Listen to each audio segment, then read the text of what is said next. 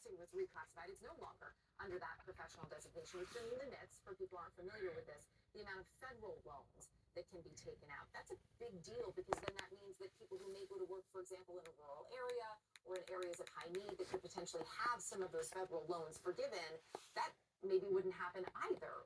What is your biggest concern in looking at these rules that are supposed to go into effect in July? Thank you very much. You've highlighted some of the very reasons we are deeply concerned about this. The nurses that would be affected by this are several nurses in different groups. Nurse practitioners that you mentioned already. So these are post-baccalaureate degree nurses in all of these different categories. They are vitally important to the health of our nation. We have said, and it's not an overstatement, that we believe the omission of these nurses on the list of professions who are eligible for this highest level of loan support. The next level down, there's only two levels, it's half the amount. So we would be slashing the federal loans limits for nurses by half, they'd only be half percent. That's not enough to support this nursing education and the strong workforce we need. And these are nurse practitioners. They're all post-baccalaureate. It's not all nurses.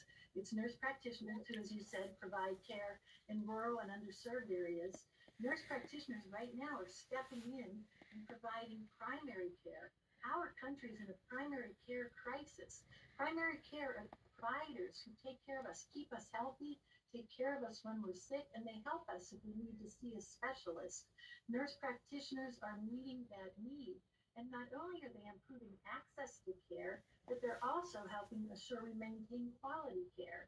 I don't know how many of those watching today are still struggling. There are long waits for primary care. The nurse practitioners also provide specialty care.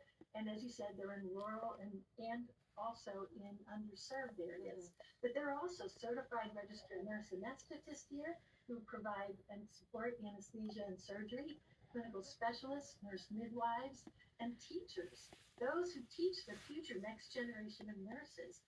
We have a shortage of faculty right now, over 7% shortage of faculty, and that almost all of those positions require a nurse with these advanced degrees.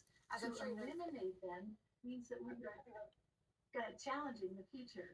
Yeah, what I want to say is I'm sure you're aware the administration has said, look, these limits are not going to impact most students, and part of this is tied to the very high cost of both undergraduate and postgraduate education and the fact that these degree programs do cost so much. There is a comment period that there will be a comment period here. Do you believe that that could potentially lead to any changes in this rule taking effect on July 1st as it's supposed to? Thank you. I believe it's imperative that we lead to changes. The other health professions that are listed under professional degrees, not everyone needs these loan limits, but to exclude anyone, it creates then a blockage that will stop us from having the number of professionals we need in these very vital positions. So yes, I believe there's widespread support across the country. The only support we don't have yet is the Department of Education. We have support from the nursing community. We have a petition of over 200,000 signatures. We have support from medicine. We have support from the leaders of the healthcare professions as well as universities. We have support from Congress, Republicans and Democrats, and the public. It makes no sense not to support nursing. If nurses don't need the full limit, we'll take it. To your point about the support that you have garnered, right, and that you have readily available to share with the Department of Education, what has your experience been in having those conversations with the Department of Education? Do you feel that you're being heard? Are you able to get to the right people to have those conversations? Unfortunately not. No, the Department of Education isn't speaking directly to us, the AACN, or any of the other nursing associations. But we have all been submitting comments. We have had letters of support from all of those groups that I just talked about. So there has been a very strong advocacy effort, but they have not talked to other groups either. The RISE committee, which is making recommendations, we submitted nurses, qualified nurses, to be on that committee, Regrettably, there was not a nurse on there.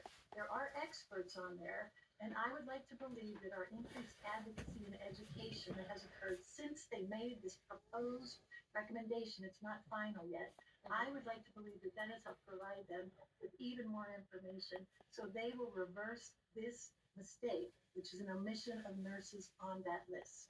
It is certainly something that we will continue to follow. Deborah, thanks for your time today.